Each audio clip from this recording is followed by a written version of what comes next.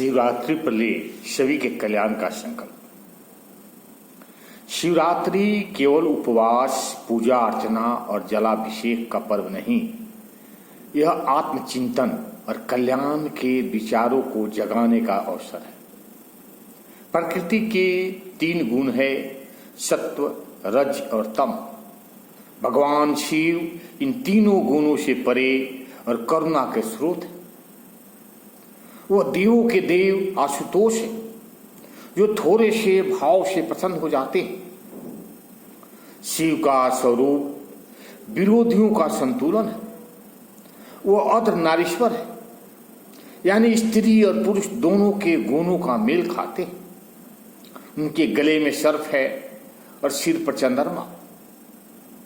वह महातपस्वी है, जो दूसरों की ओर परिवार के साथ रहते हुए भी गृहस्थ के मोह से पड़े रहे। उनके जीवन से हमें यह सीख मिलती है कि भोग और त्याग, सौम्यता और भयंकरता दोनों में संतुलन कैसे बनाया जा सके। शिव का एक नाम नीलकंठ भी है, क्योंकि उन्होंने समुद्र मंथन से निकला विष अपने कंठों में धारण कर लिया ताकि दुनिया को बचाया जा सके। इससे वो प्रेरणा मिलती है कि जीवन में कठिनाइयां भी हो तो उन्हें अपने भीतर समेट कर दूसरे का भला करने का प्रयास करना चाहिए। शिव का प्रेम सभी प्राणियों के लिए समान है। वह न्याय और करुणा के अद्भुत उदाहरण है। सिंह, मोर, सर्प और बैल सभी उनके साथ रहते हैं। वो दिखता है कि विरोधियों के स्वभाव के जीव भी प्रेम और सामंजस्य के साथ एक दूसरे पर रह सकते हैं।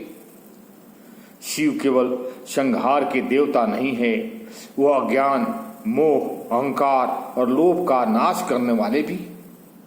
इसलिए उन्हें संहारकर्ता कहा जाता है। उनका संहार विनाशक नहीं, नयापन और शुद्धि की प्रक्रिया है।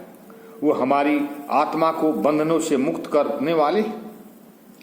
जब हम अपने शरीर, मन और बुद्धि को ही सब कुछ मान लेते हैं, तब हमारी चेतना सीमित हो जाती।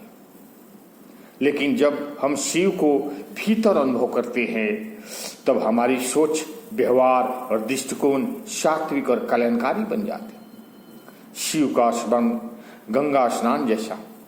गंगा में हम एक बार नहीं, बार बार स्नान करते। आखिर क्या वजह है कि हर बार गंगा में स्नान कर हम आनंदित होते? जितनी बार हम गंगा की शरण में जाते हैं, उतनी ही बार भीतर आनंद, शांति और पवित्रता की धारा बहती। यह आनंद किसी वस्तु या अन्य भौतिक सुख सुविधाओं से नहीं मिलता, बल्कि उनके साथ एक होने की भावना से उपजता है। गंगा तो सबके लिए है, जो भी आता है उसे धोकर निखारने में गंगा कोई भेद नहीं करती। उसी प्रकार शिव ओढ़न दानी है। शिवरात्रि पर संकल्प लेना चाहिए कि हम केवल अपने लिए नहीं, सबके कल्याण के लिए सोचेंगे। दूसरे की बुराइयों को झेलने का साहस, विरोधों में संतुलन बनाने की क्षमता और प्रेम का विस्तार करना ही शिवत्व है। यही जीवन का सच्चा उद्देश्य भी है। ओम शांति, ओम शांति। अच्छा लगे तो लाइक करें, सब्सक्राइब करें।